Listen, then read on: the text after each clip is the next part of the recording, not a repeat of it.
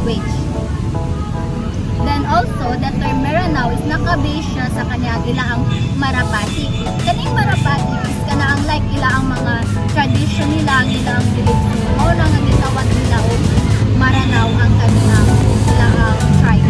They are known for their artwork, wood and metal crafts, literature, weaving, effect, and the daring. For historical context, Maranao is related to Lanao. The term Lanao is from the word Maranao, which is the Lanao, meaning body of the water. Then Maranao means lake dweller.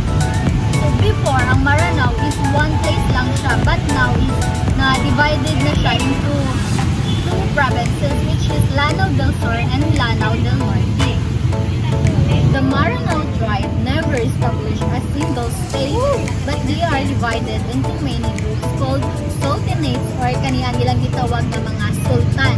So which is usahay mapunta na siya sa kaniyang mga away-away na dayon nila kay usahay magiluganay na lang dayon sila. So mao nga na-divide na din siya into another nga mga groups. Their villages often have several families living together in one house. So they are sharing food and also kanyang responsibilities among anang family. Ang mga Maranao is also mga superstitious sila. Kanang ito sila o kanilang power sa mga anting-anting. Kaya bibili magod na ang anting-anting is protektahan sila and also hatagan sila o kanilang good luck anang mga anting-anting. Ang anting-anting nila is like ito ang mga pintas nilang suoton, dinapoy sa bracelet, dinapoy sa sa kiil nila. Then courting a Maranao woman is very challenging guys. Kailangan manggod ikaw nga man is dapat hardworking ka nga laki. Then also dapat naakay kaniyang dowry nga ihatag sa pamilya sa babae. Like kung unsay pa ngayon sa pamilya sa bayi, dapat imo yun nang ihatag. Like for example, kana ang magkuhan sila o like kung money ang ilang gusto, then sa amount na money nga ilang gusto mo, kung na dapat ang imo nga ihatag sa kanila pamilya sa bayi para nga musugot sila nga kana nga bayi is magipakasal dara sa imo. Cultural practices and beliefs. So the Maranao strongly value family ties, respect for elders, and Islamic faith. Their costumes, ceremonies, and daily activities are influenced by both Islamic beliefs and pre-Islamic traditions, such as the belief in the spirits and the use of anting-anting, courting rituals, dowry traditions, and elaborate weddings are essential cultural practices. They are also have polygamy and burial practices and faith. Ang polygamy is when a person marries more than one wife or husband. Example ni polygamy is kanila katong sorry bitaw nga legal wives or remember wives. Kato siya is more than yung wife, like puno to kabukan niya ang wives. Mo to siya example sa kanilang polygamy nga nato ang kanawag sa polygamy. Then sa burial nila is kailangan ang body is naka-wrap siya o kaniyang white cloth. Then ilada yun na sunugon about 1.8 meters deep na grave kay. They believe bang good na pag ilan ng himuon is naay ka ng resurrection na mahitag ka na. So, kung ilan ang gawin. And that's all for my topic. So let's move on to Maranao language. Ang Maranao kay usa ka Australian language nga gigamit sa mga tawo sa Lanao del Sur ug Lanao del Norte. Gigamit nila ang Batak Arab script na gikan sa Arabic letters ug ilang sinulat nga literature gitawag og Quran. So this shows the strong connection to history, religion, and cultural identity. Next, I will explain the Maranao art. So first is ceremonial. So mauna ang pinaka-iconic na symbol sa Maranao art is a legendary colorful bird na kasagaran magbitbit o isda sa iyang biak o punong sa utol or spiral or waves motifs. So para sa Mindanao, the ceremony represents good fortune and prosperity. So next is ochre motifs. So ang ochre mo ni siya ang tradition Maranao decorative style na gigamit og plant-based pattern, schools of spirals. So mao ni siya sa halos nilang artwork, carving or brass or agriculture. It reflects their uniqueness, creativity, and cultural identity. So next is Maranao dress. So, ang malong kay ilado nga multiple purpose tubular cloth sa Maranao. So kasagarang color ani is a purple of gold or pwede gamiton as a coat, blanket, cape, skirt, or even payong. So Maranao or Maguindanao women wear the malong over the blouse called abeta. So they also wear a turban called kumbong of So let's move on to architecture and building houses in Mindanao. So Lawe, this very inside of railways is state with link rafting and an outdoor cooking area, usually occupied by a single family, simple pero functional ug angay sa ilang lifestyle sa Mindanao.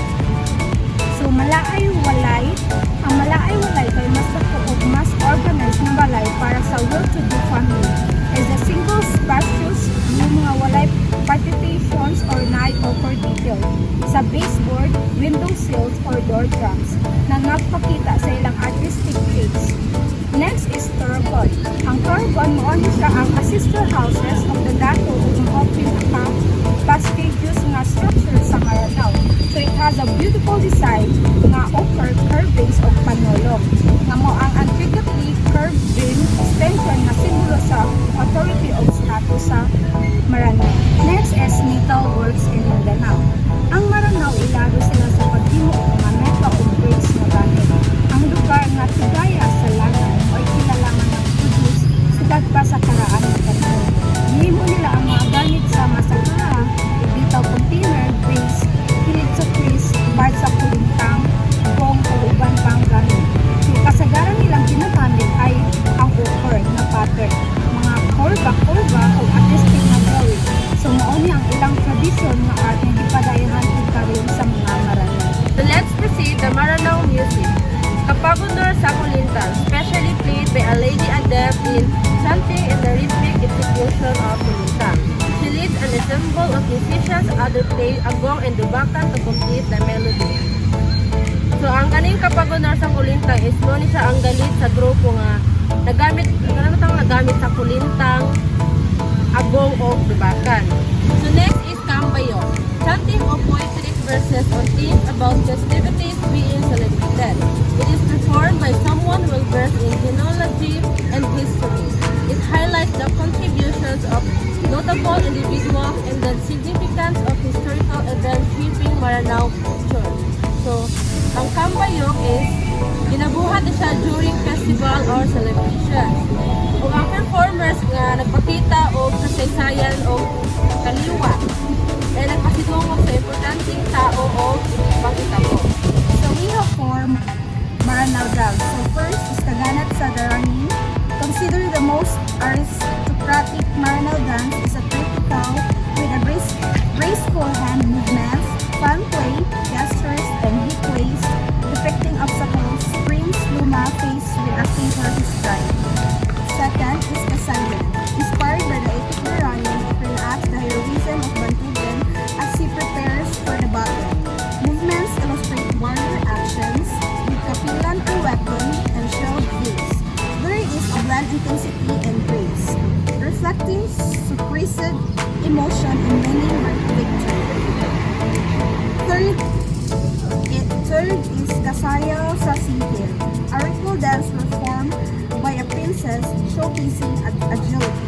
The dancers negotiate, stepping through crisscross bamboo poles, evading pines and trees, in a symbolic forest representing a story of princess.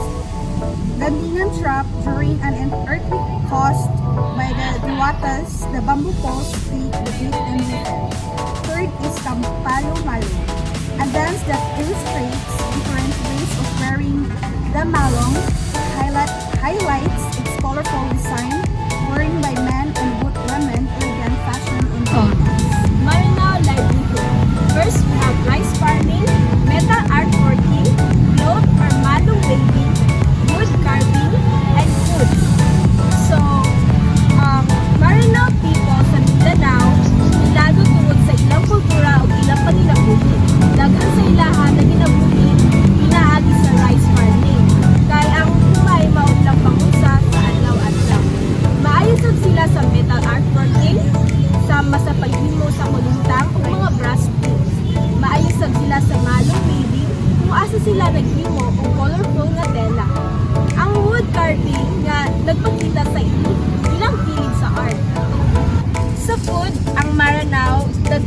sa ilang kalipay sa pagluto gamit ang local ingredients.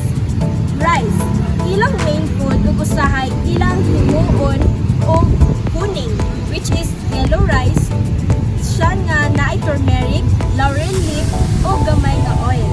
Kasagaran mao ni ihatag sa special nga okasyon. Ilado pod ang budol.